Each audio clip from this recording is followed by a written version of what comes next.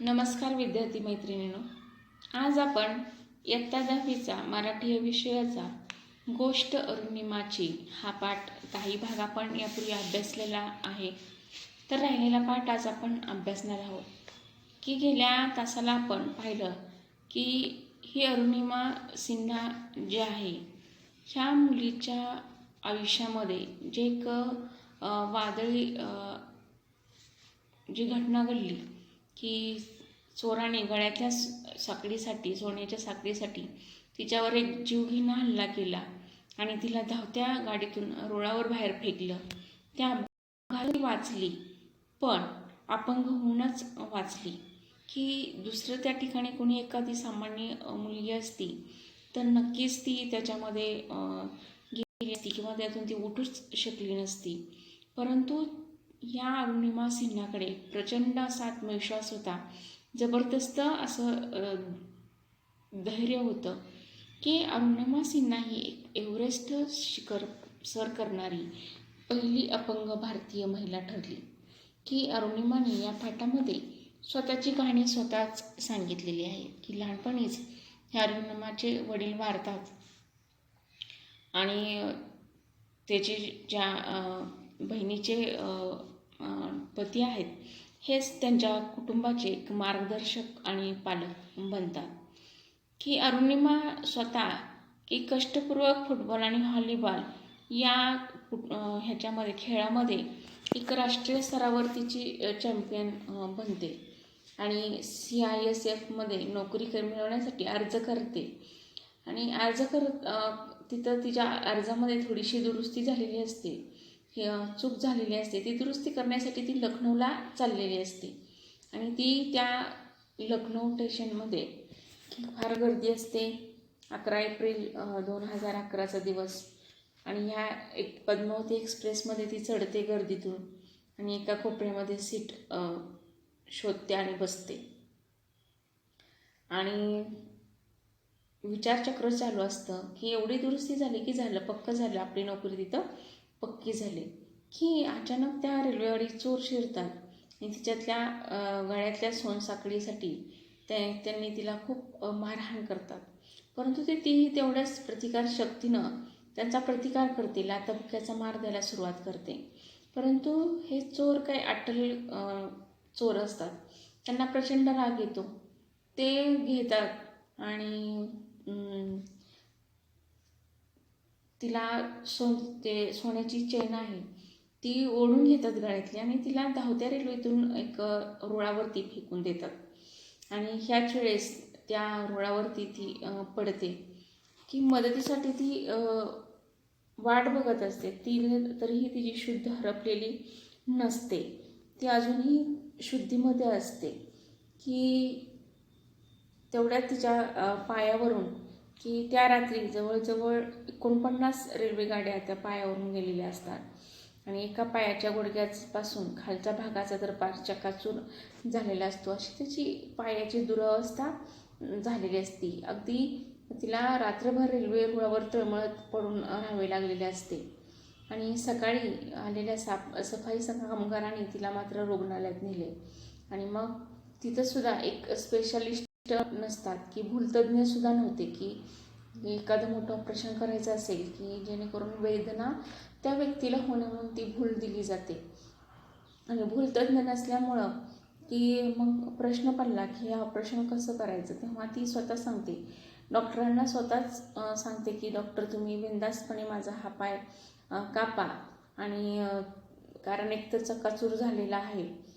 Doctor देखील आश्चर्याने मग शेवटी ते तिचा पाय कापतात गुडघ्याच्या खालून आणि तिला रक्तसुद्धा देत होता आणि अशा पद्धतीनं ती स्वतः काय करते की धैर्याने त्या डॉक्टरांना हे तिचं सांगत असते. की तर आता पुढचा आपण भाग पाहूया.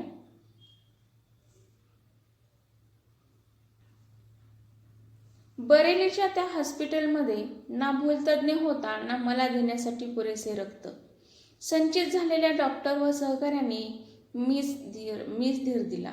डॉक्टर, नाहीतर माझ्या पायाची चाळण झालेलीच आहे. आता भूल न देताच तुम्ही तो कापलात तरी चालेल. डॉक्टर व त्यांच्या सहकाऱ्यांनी स्वतःचे एक युनिट रक्त मला दिले आणि माझ्या देखतच माझा अख्खा पाय कापला. इकडे मी जीवनमरणाच्या सीमेरेषेवर होते, पण हॉस्पिटल बाहेरच्या जगात एक वेगळेच नाट्य घडत होते. फुटबॉल आणि व्हॉलीबॉल चॅम्पियन युवती 7 तास जखमी अवस्थेत उपचाराविना पडून राहिली, ही बातमी प्रसारमाध्यमांनी उचलून धरलेली. तत्कालीन क्रीडामंत्र्यांनी मला दिल्लीच्या एम्समध्ये म्हणजे all India institute of medical science म्हणजे अखिल भारतीय वैद्यक विज्ञान संस्था आहे, तर तिथं त्यांनी हलवलं तिला.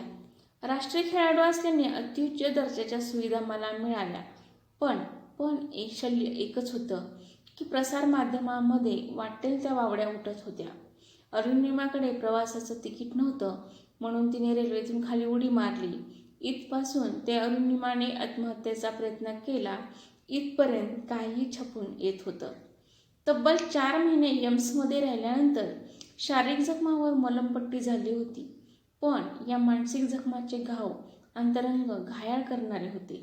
मी आणि माझं ढालीप्रमाणे रक्षण करणारं माझं कुटुंब आम्ही सत्य परिस्थिती ओरडून सांगत होतो, पण ते ऐकण्यासाठी ना कुणाला वेळ होता ना रस.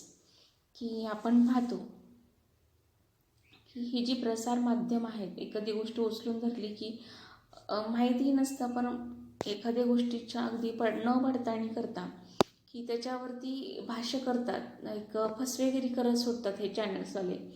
की आपण पाहतो की जे आपण आता सध्या मध्यंतरी टी व्हीवर एक प्रकरण आपण पाहिलेलंच आहे की किती वेळ किती रोज उठलं की टी व्ही चालू केलं की तेच प्रकरण, किती त्याला वेगवेगळे कांगोरे फुलले, किती काय काय केलं, शेवटी त्यातून काय साध्य झालं माहीत नाही, काहीच नाही. काय उचलून धरलं होतं अगदी ते प्रकरण की ह्या अगदी मग ह्या गृहमंत्र्यांनी तिला त्या जी एम्स संस्था होती तिथं ॲडमिट केलं, तिला अतिउच्च सुविधाच देखील दिल्या. आणि मात्र बाहेर मात्र प्रसारमाध्यमांनी चांगल्या बातम्या छापल्या की एक राष्ट्रीय चॅम्पियनशिप खेळलेली मुलगी उपचाराविना पडून राहिली. त्यानंतर बऱ्याच अजून काही खोट्या बातम्या पसरवल्या की तिच्याकडे तिकीट नव्हतं म्हणून तिने रेल्वेतून उडी मारली, किंवा अरुणिमाने आत्महत्याचा प्रयत्न केला, असं काहीही छापून तिथं येत होतं. आणि की अरुणिमा सांगते की आम्ही सगळ्या जगाला सत्य परिस्थिती ओरडून सांगत होतो, पण ती ऐकण्यासाठी कुणाकडे वेळसुद्धा नव्हता. त्याच दिवशी हॉस्पिटलमध्ये पडल्या मी निर्धार केला, जे आज बोलत आहेत, माझ्याकडे बोट दाखवत आहेत, त्यांना बोलू दे. पण एक दिवस नक्की माझा असेल, जेव्हा ही अरुणिमा एव्हरेस्ट सर करेल. विश्वास ठेवा, कोणाच्याही प्रभावाखाली वा भावनेच्या आहारी जाऊन मी हा निर्णय घेतलेला नव्हता. एका फटक्यात माझं शरीर अपंग झालं होतं, पण माझं मन थोडंसं अपंग होतं. गगनबाई गायचं वेळ रक्तातच असावं लागतं. जेव्हा आपण आपल्या मनाने एखादी गोष्ट ठरवतो, तेव्हा आपलं संपूर्ण शरीर आपल्याला साथ देतं. एक सांगू, आपला सर्वात मोठा मोटिवेटर कोण असतो? तो दुसरा तिसरा कोणी नसून आपणच स्वतः असतो. आता उठता बसता खाता पिता केवळ आणि केवळ मी एव्हरेस्टचाच विचार करू लागले होते.